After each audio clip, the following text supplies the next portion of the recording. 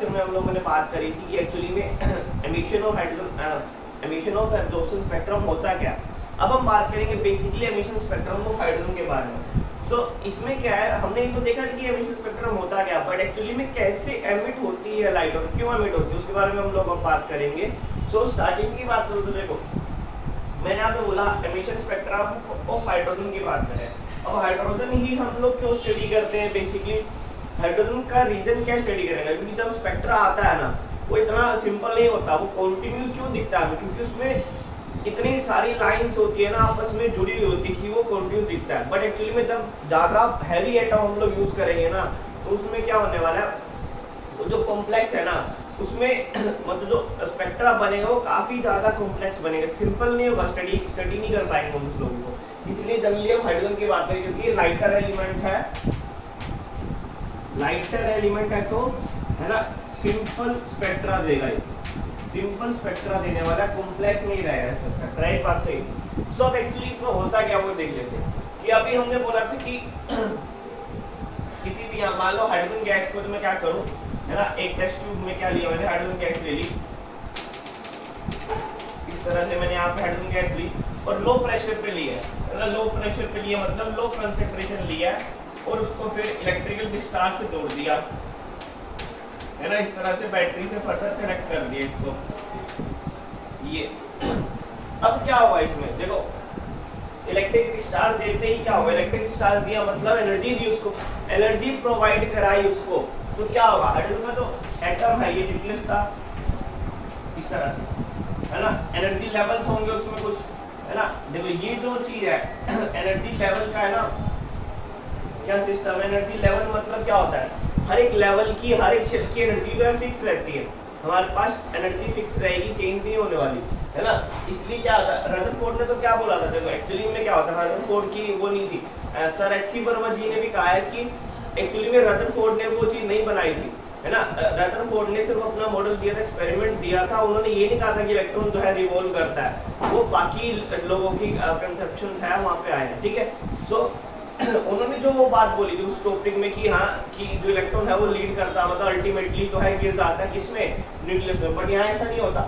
यहाँ उसने बोला कि बोर ने इतना बड़ा लीड दिया इस टॉपिक में कि हाँ एक्चुअली जो जिस ऑर्बिट में रिवॉल्व कर रहा है उसकी एनर्जी फिक्स रहती है हमारे पास, वो कभी इलेक्ट्रॉन अपनी एनर्जी लूज नहीं करेगा, वो तभी लूज कर सकता है अपनी एनर्जी या तो हाइयर स्टेट से हाई एनर्जी से लो एनर्जी पे आना चाहे, अगर गेन करेगा एनर्जी कब गेन कर पाएगा, या वो लो एनर्जी से हाई गेन करके लो एनर्जी लेवल से हाई एनर्जी लेवल पे शिफ्ट हो जाए है ना, दो ही चांसेस है उसकी एनर्जी चेंज करने के, वरना कभी इलेक्ट्रॉन एनर्जी चेंज नहीं करता, ठीक है। तो मान लो अगर मान लो कि न्यूक्लियस है, न्यूक्लियस के पास वाला जो शेल होता है ना उसको हम बोलते हैं, उसका वैल्यू देते हैं n = 1, n भी देखेंगे हम हायर अगली क्लासेस में क्या होने वाला है, बेसिकली प्रिंसिपल क्वांटम नंबर बोलते हैं इसको।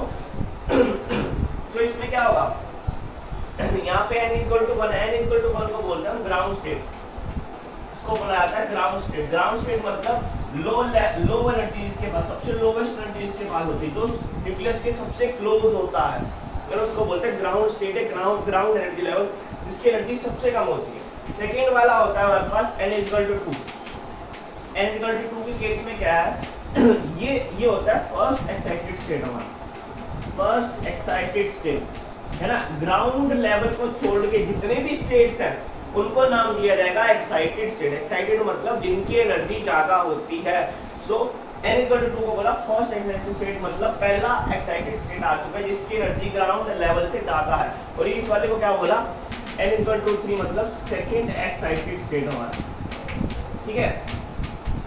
अभी मुझे नहीं पता कितने हैं, मुझे नहीं पता कितने हैं, बट होंगे 7, कैसे होंगे वो देख लेते हैं। रीजन भी उसका वही है क्योंकि विबग्योर है, विबग्योर में 7 कलर्स है, इसलिए यहाँ भी 7 एनर्जी लेवल्स होते हैं। देखते हैं कैसे, जैसे ही मैंने यहाँ पे क्या हुआ डिस्चार्ज लगाया, इलेक्ट्रॉन क्या हुआ एनर्जी दी, तो यहाँ पे जो इलेक्ट्रॉन पड़ा होगा, यहाँ पे जो इलेक्ट्रॉन पड़ा है इस तरह से उसको एनर्जी मिलेगी, उसको एनर्जी मिलते ही वो जंप करेगा हायर स्टेट में। मान लो यहाँ चला गया, मान लो यहाँ चला गया इस वाले स्टेट, यहाँ पे अब इलेक्ट्रॉन पड़ा है यहाँ, ठीक है, यहाँ चला गया, n कहाँ से कहाँ गया, n1 से n3 पे चला गया, एक्साइटेड हो गया, क्यों, क्योंकि n1 की एनर्जी कम है, n3 की एनर्जी ज्यादा है, एनर्जी लेके ही गया होगा ना वो, है ना। हायर एनर्जी स्टेट में जाना है उसे तो एनर्जी लेके जाएगा, ऐसे नहीं जाना। जैसे फॉर एग्जांपल मैं आपको बात बोलूं कि सिंपली यहाँ पे इलेक्ट्रॉन जो उसकी तरह काम कर रहा है एक बोए की तरह, है ना, और एनर्जी लेवल जो है N1 लेवल है एक गर्ल है, N3 लेवल है वो रिच गर्ल, है ना। लड़का क्या करता है, एक अपनी लड़की को छोड़ के यहाँ पे उसकी गर्लफ्रेंड थी, उसने क्या किया, उसको छोड़ के दूसरी लड़की पास चला गया जो कि रिच है कंपैरेटिवली, है ना, ताकि उसे पैसा मिल सके उससे, है ना। बेसिक बात इसलिए चला गया कि वो पहले हालांकि खुश था, उसको बस पैसे की नीड थी, उसको एनर्जी दिखी कहीं ना कहीं से, इसलिए वो ग्राउंड स्टेट छोड़ के हायर लेवल चला गया रिच। बट रिच गर्ल के आपको पता नखरे बहुत ज्यादा होंगे, है ना, वो नखरे वो बॉय सहन नहीं कर पा रहा था। मतलब क्या, एनर्जी ज्यादा होने की वजह से क्या होगा, एनर्जी ज्यादा होगी, इसके बाद रिच गर्ल गया, उसके बाद तो एनर्जी ज्यादा हुई तो अनस्टेबल बना। सो यहाँ पे जाते ही इसकी एनर्जी जो है वो हाई होगी, एनर्जी क्या होगी हमारे पास, एनर्जी हाई होगी, तो हाई एनर्जी पे स्टेबिलिटी कम रहती है, तो वो अनस्टेबल बन गया, उसका कोई काम ही नहीं है। उसने सोचा मैं तो फंस गया भाई, है ना, मैं तो गलत चला गया इसके पास, यहाँ से वो यहाँ शिफ्ट हो गया था, बट उसने सोचा कि नहीं भाई ये गलत है, मेरे लिए यही ठीक है ना। सो इसका मतलब क्या है, प्यार देखना चाहिए भाई, है ना, खूबसूरती है पैसा नहीं। सो अब देखो यहाँ पे क्या है, बेसिक बात क्या है, इलेक्ट्रॉन जो है वो अनस्टेबल बन चुका था, इसलिए सिर्फ और सिर्फ यहाँ पे कितने टाइम के लिए रह सकता है, -10⁻³ सेकंड, बस इतना। ये देखो काफी माइन्यूट है, 1 सेकंड मतलब क्या, 1 सेकंड भी काफी ज्यादा हो गया, जो 10⁻³ तो आया गया इस तरह से चलेगा, गया और वापस आ गया, गया वापस आ गया। सो जब जाएगा एनर्जी लेके तो वापस भी आएगा, है ना, मुंह की खाएगा वापस आने के लिए। सो ये लड़की को भी सलाह देनी पड़ेगी, मतलब कुछ ना कुछ क्या होगा, इसकी जो पैसा लिया उसको निकालना पड़ेगा, तो एनर्जी जो लेके गया था वो एनर्जी वापस निकालनी पड़ेगी। सो जब वापस आएगा ना अपनी स्टेट में, यहाँ से यहाँ वापस आएगा, तो एनर्जी वो है जो उसने ली थी यहाँ से यहाँ जाने के लिए, उसको वापस निकालनी पड़ेगी इस तरह से। सो जो एनर्जी निकालेगा उस रेडिएशन की वजह से, जो रेडिएशन एनर्जी निकलेगी उस रेडिएशन की वजह से जो स्पेक्ट्रा आएगा उसी को हम लोग बोलते हैं एमिशन स्पेक्ट्रा। उसी को क्या बोलते हैं हम लोग, एमिशन स्पेक्ट्रा। तो ये बेसिक रीजन था एमिशन स्पेक्ट्रा के पीछे कि हाँ एक्चुअली में क्यों एमिशन स्पेक्ट्रा ऐसे बनता है, एनर्जी लेता है इलेक्ट्रॉन, पहले लेने के बाद अनस्टेबल हो जाता है, क्योंकि आप क्या रखना कि जब भी स्टेबिलिटी में होती है ना वो इनवर्सली प्रोपोर्शनल एनर्जी की, ये रूल हमेशा याद रखना, ठीक है। तो स्टेट जो एनर्जी ज्यादा हुई तो स्टेबिलिटी कम हुई, स्टेबिलिटी वापस गेन करने के लिए तो फायदा तो हुआ नहीं। देखो स्टेबिलिटी सबसे ज्यादा जरूरी होती है केमिस्ट्री में। सो ऊपर चला गया मगर स्टेबिलिटी तो मिली नहीं, तो स्टेबिलिटी गेन करने के लिए वापस से नीचे आएगा, ठीक है, वापस से नीचे आया तो एनर्जी जो उसने ली थी वो छोड़नी पड़ी, और छोड़ी तो रेडिएशन की फॉर्म में छोड़ेगा, और कौन सा स्पेक्ट्रा बन जाएगा उससे, एमिशन स्पेक्ट्रा।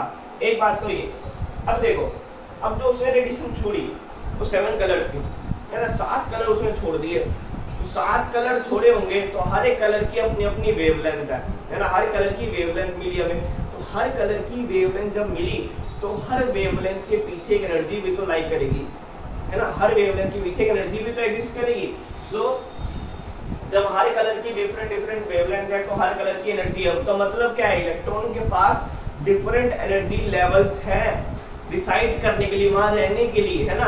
किसी एनर्जी लेवल पे किस एनर्जी की वो रेडिएशन छोड़ेगा वो तो डिपेंड करेगा ना, है ना, वो किस एनर्जी लेवल से वापस आया, है ना, जिस एनर्जी से वापस आएगा उतनी एनर्जी, मान लो यहाँ से वापस आया और एक यहाँ से यहाँ वापस आया, दोनों में फर्क होगा, एक यहाँ से आने में और यहाँ से आने में, दोनों की रेडिएशन जो बाहर निकलेगी वो डिफरेंट वेवलेंथ की होगी, क्योंकि डिफरेंट एनर्जी डिफरेंस है। यहाँ पे देखो, यहाँ पे जो डिफरेंस है वो कम है, यहाँ पे जो डिफरेंस है वो ज्यादा है, तो एनर्जी डिफरेंस पे डिपेंड करेगा कि कितनी वेवलेंथ निकल रही है, जितनी वेवलेंथ निकलेगी उसके अकॉर्डिंग पता चला कि हाँ एक्चुअली में 7 कलर्स की वेवलेंथ निकाल सकता है, तो 7 ही इसमें एनर्जी लेवल्स होने चाहिए, मतलब जो n की वैल्यू लाई करती है हमारे पास, इससे पता चला कि हाँ n की वैल्यू लाई करती है कहाँ से कहाँ, 7।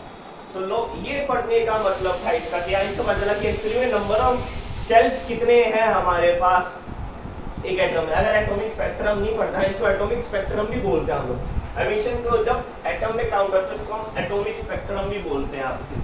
तो अगर एटॉमिक स्पेक्ट्रम नहीं पढ़ते तो हमको ये पता चलता है कि कितने नंबर ऑफ सेल्स है हमारे पास जिनकी एनर्जी फिक्स रहती है। तो ये 7 शेल था, मतलब आप लोग लगा दो ना 7s इलेक्ट्रॉनिक कोएफिशिएंट पढ़ेंगे हम लोग तो पता चलेगा आपको कि हाँ कितने क्वांटम नंबर जब इसके थोड़े दिनों बाद। सो ये बेसिक क्राइटेरिया था इसको लेके। अब हम देखते हैं कि एक्चुअली में हाइड्रोजन का स्पेक्ट्रम था क्या, कितनी सीरीज थी उसमें, कितना क्या फॉर्मूला दिया था कि एक फॉर्मूला डिराइव किया था रिडबर्ग ने कि कैसे एक्चुअली में जब इस लाइन से इस लाइन पे इलेक्ट्रॉन आ रहा है तो कितनी वेवलेंथ रेडिएशन छोड़ रहा है, उसको हम निकाल सकते हैं इजीली, है ना। तो वो देखते हैं हम। चलो यहाँ पे अब मैं बात करना चाहूँगा, बेसिकली ये मैंने ड्रॉ किया है एक्चुअली में ये इस तरह का एटॉमिक स्पेक्ट्रम हाइड्रोजन का किस तरह से आता है, क्योंकि हमारे पास पता है एनर्जी लेवल जो हम डिफाइन करते हैं तो 7, बट एक्चुअली में ये सब चीज़ें हाइपोथेटिकल है। सो इन्फिनिटी तक हो सकता है वो, यानी इन्फिनिटी तक मान के चलते कि हाँ है एक्चुअली में, तो क्योंकि एनर्जी लेवल्स किसी ने देखे नहीं है ना, बट हाँ एक्चुअली में काउंट कितने करते हैं हम लोग 7 ही। क्यों? क्योंकि अभी हमने देखा कि विबग्योर में 7 कलर है तो 7 डिफरेंट वेवलेंथ वो छोड़ सकता है, बट क्योंकि वो वेवलेंथ में वेरिएशन भी तो आ सकता है ना, उसके बीच में वेरिएशन रहता है तो काफ़ी सारी वेवलेंथ बीच में छोड़ता है। यहाँ 400 से उसने 405 के बीच में काफ़ी सारी छोड़ी है ना, 401.5 इस तरह से काफ़ी सारी हो सकता है। सो उसके अकॉर्डिंग क्या है कि वो किस लेवल से किस लेवल पे आके रह रहा है वो डिपेंड करता है।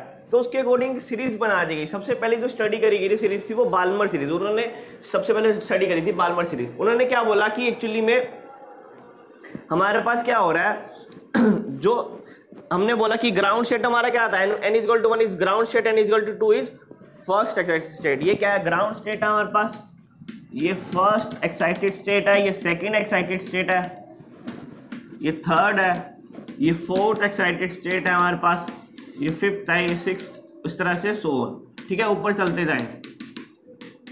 सो अगर बाल्मर सीरीज तब बनती है जब रेडिएशन जो है मतलब उसका हमारे पास जो है वो ग्राउंड स्टेट फिक्स हो जाए कि हाँ कहाँ जाके उसने गिरना है, कहाँ पे फर्स्ट एक्साइटेड स्टेट में आके वो लाइन इलेक्ट्रॉन जो है वो आके वहां पे रेस्ट करेगा।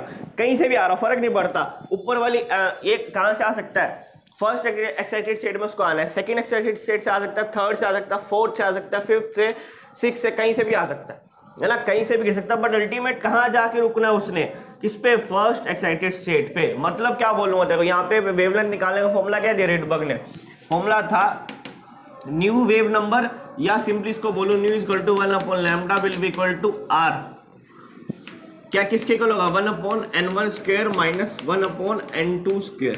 ये फॉर्मूला था वेवलेंथ या न्यू निकालने का यहाँ पे। ठीक है, अब मैं बात करूँ इसका आर की वैल्यू क्या होगी, 109677 है ना, इसकी वैल्यू क्या आएगी 109677 सेंटीमीटर क्यूब और सेंटीमीटर इनवर्स। ठीक है, ये वैल्यू है, इसको बोलते हैं रिडबर्ग्स कांस्टेंट, क्योंकि रिडबर्ग ने दिया था, इसका नाम दिया रिडबर्ग्स कांस्टेंट, इस कांस्टेंट का नाम दे दिया गया। ठीक है, अब ये फॉर्मूला निकालने का। अब देखो n1 क्या है यहाँ पे, n1 है जहां पे आके एक्चुअली में इलेक्ट्रॉन लाई करेगा अल्टीमेटली, है ना, जो इसका फाइनल स्टेट होने वाला है। n1 will be it's final state,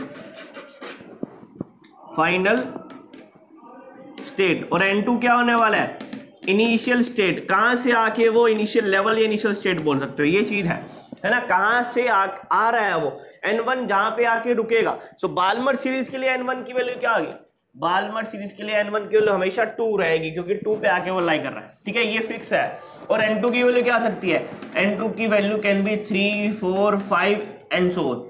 1 नहीं हो सकती, उल्टा नहीं जाने वाला, नीचे से आके रेडिएशन छोड़ता है ना वो, तो इसलिए बाहर करेंगे हमेशा हायर लेवल से लोअर लेवल पे आके रुकेगा।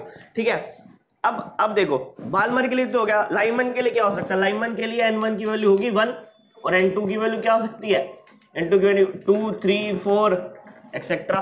पास्टन के लिए क्या होगा, पास्टन सीरीज के लिए n1 की वैल्यू 3 है, n2 की वैल्यू क्या आ गई 4, 5, 6 इस तरह से। इसलिए मैंने यहां से बना, देखो पास्टन सीरीज में क्या है कहां से आगे गिर रहा है, n4 से, n5 से, n6 से, n7 से, n4। ठीक है, ब्रैकेट में क्या होगा, ब्रैकेट वाली सीरीज में क्या होगा, n1 की वैल्यू 4 होने वाली है, यहाँ पे n2 की वैल्यू कितनी होगी 5, 6, 7 इस तरह से। ठीक है, पी फंड के केस में n1 की वैल्यू कितनी है 5 है, और n2 की वैल्यू कितनी होगी 6, 7, 8 इस तरह से। तो ये वैल्यूज है, इस तरह से आप लोग को डिफाइन करने की 5 सीरीज है, याद रखनी है आपको। 5 सीरीज के नेम्स एग्जैक्टली पूछ ले जाते हैं हायर लेवल एग्जाम्स में भी कि इसकी n1 की वैल्यू क्या है, इसकी इनिशियल स्टेट क्या है, फाइनल स्टेट क्या है, न्यूमेरिकल्स काफी पूछे जाते हैं इसके ऊपर। सो ये फॉर्मूला है बेसिकली न्यूमेरिकल का। सो ठीक है, अब ये था आज के लिए, दिस इज फॉर टुडे। सो अगले लेक्चर में हम लोग बात करेंगे इसी कुछ न्यूमेरिकल्स की एंड अदर फर्दर टॉपिक्स की। ठीक है, this is for today. Thank you so much everyone.